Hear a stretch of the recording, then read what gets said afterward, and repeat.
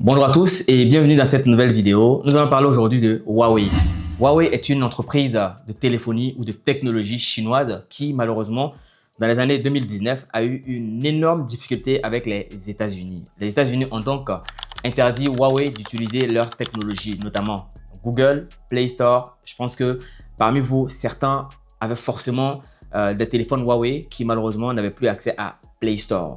Huawei a donc été obligé de sortir de l'environnement américain et de créer une forme de gymnastique pour pouvoir affronter ce nouveau défi qui s'imposait à lui. Les États-Unis pensaient que couper Huawei de l'industrie ou de l'environnement américain allait devenir une mise à pied, une mise à mort tout simplement de la technologie et de l'industrie de téléphonie chinois.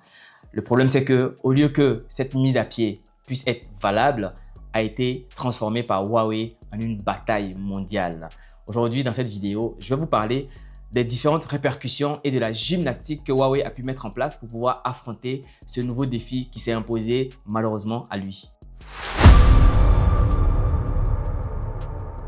Au lieu de s'effondrer, Huawei a tout simplement déplacé le champ de bataille pour ainsi devenir un acteur de la technologie dans la téléphonie mobile. En mai 2019, les USA mettent Huawei sur une liste noire appelée Entity List. Cette liste consistait à couper toute fourniture d'équipements électroniques au travers de Google, de Intel qui produisent des processeurs et de Qualcomm qui produisent également des équipements électroniques à Huawei. L'objectif était d'asphyxier Huawei, entraînant ainsi la chute rapide et une mort certaine de l'industrie de technologie chinoise. Au lieu que cette mise à mort puisse rentrer en vigueur, Huawei avait toute autre idée dans la tête pour pouvoir fonctionner et faire face à ce défi qui malheureusement d'un jour à un autre allait arriver. Les États-Unis d'Amérique étaient intraitables sur le sujet. Pour rappel, Huawei se fournit à 45% de composants électroniques américains dans ses téléphones portables. On commence par déjà le système d'exploitation Android. Vous avez tous eu certainement des téléphones Huawei et vous vous êtes rendu compte à un moment donné que malheureusement ça ne fonctionnait plus sur le système Android. Et ça, c'était en raison de cette lutte féroce qui était entre les États-Unis et la Chine. La bataille ne venait que de commencer. En réalité, cette sanction semblait être une réelle bataille, en tout cas en faveur des États-Unis d'Amérique. Mais c'était mal connaître Huawei. Je vais maintenant vous faire découvrir la réaction de Huawei face à cette situation rocambolesque. Selon Bloomberg, Huawei avait commencé à investir dans le stockage d'équipements et de composants électroniques pour faire face à d'éventuelles crises qui durera entre 18 et 24 mois. Cet investissement leur avait coûté presque 23 milliards de dollars. Huawei a par la suite accéléré la mise en place de son système de construction de semi-conducteurs au travers de l'entreprise EasyLiCom. Et ça, dans les années qui ont suivi, donc en 2019, vers la mi-fin 2019, ils ont fait sortir leur première puce électronique qui s'appelle Kirin 990. Ils relancent également leur projet qu'ils ont intitulé Harmony OS. C'était le système d'exploitation qu'ils avaient commencé à initier, mais qui malheureusement avait été mis en sourdine. Et donc, ils ont repris ce projet-là pour développer un système d'exploitation dans l'environnement chinois qui va remplacer le système Android, qui est le plus gros système d'exploitation de la téléphonie au monde après Apple. Et ce n'est pas tout. 70% des fournisseurs de Huawei se sont retournés vers des marchés chinois. Huawei a commencé par la suite à construire toute sa chaîne de production en partant de zéro. Les prévisions des Américains étaient juste fallacieuses et c'était basé sur les chiffres de 2016 à 2017. Et pourtant, à partir de 2018, Huawei avait justement commencé à cette stratégie de prévention et d'anticipation pour éviter d'éventuelles crises qui, en 2019, ont commencé à réellement vivre cette crise qu'ils ont voulu anticiper. Entre 2019 et 2024, les dépenses d'investissement en recherche et développement R&D de Huawei sont passées de 15 milliards à 24 milliards de dollars. Selon Bloomberg, c'était même beaucoup plus que le budget R&D de Apple. Huawei devient ainsi un étendard de la souveraineté chinoise. Car oui, lorsqu'il s'agit de nationalisme, de patriotisme, les Chinois ont su montrer qu'ils pouvaient consommer local et donc propulser également leur entreprise phare justement au travers le monde. Sur la 5G également, Huawei en 2024 dévoile la 5.5G, largement au-dessus de la 5G classique, pouvant ainsi atteindre une vitesse de 10 GB.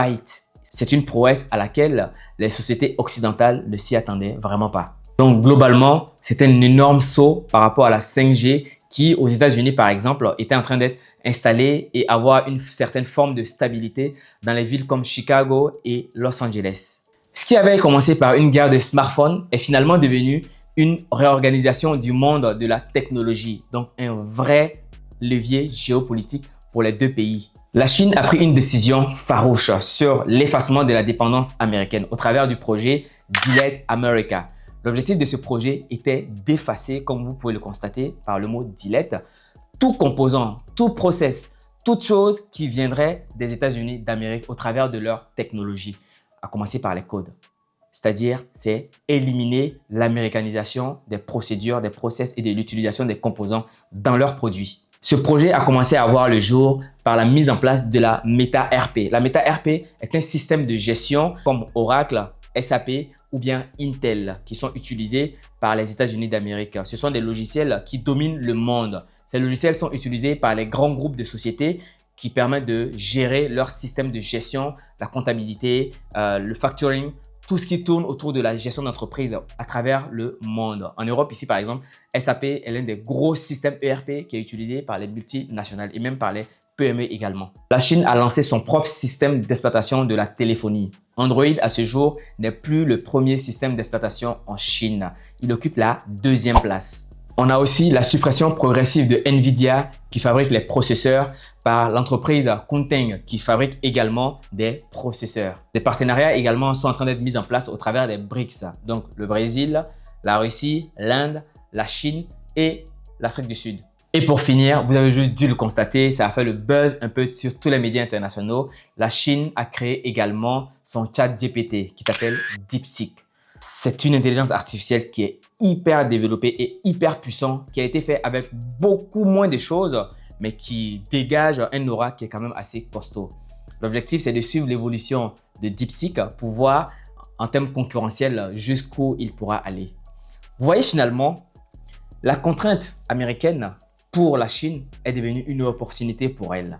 J'aimerais vous dire ceci, lorsque vous avez un business, il faut que vous soyez en capacité également d'avoir de la gymnastique et d'anticiper certaines choses. Car si la Chine, au travers de son entreprise Huawei, n'avait pas anticipé cette crise-là, cette difficulté à laquelle effectivement elle allait être confrontée à partir de l'année 2019, la Chine n'allait peut-être jamais pouvoir développer son plein potentiel, en tout cas sur une période relativement courte, c'est-à-dire sur 3 ans pour pouvoir faire toute cette prouesse technologique. Vous voyez qu'au final, le fait que vous soyez contraint, que vous soyez malmené, n'est pas toujours une mauvaise chose. C'est à vous de pouvoir utiliser certaines mauvaises choses comme une vraie force de frappe. C'est ce que la Chine a fait au travers de son entreprise Huawei. Voilà ce que je vais partager avec vous aujourd'hui. Qu'en pensez-vous?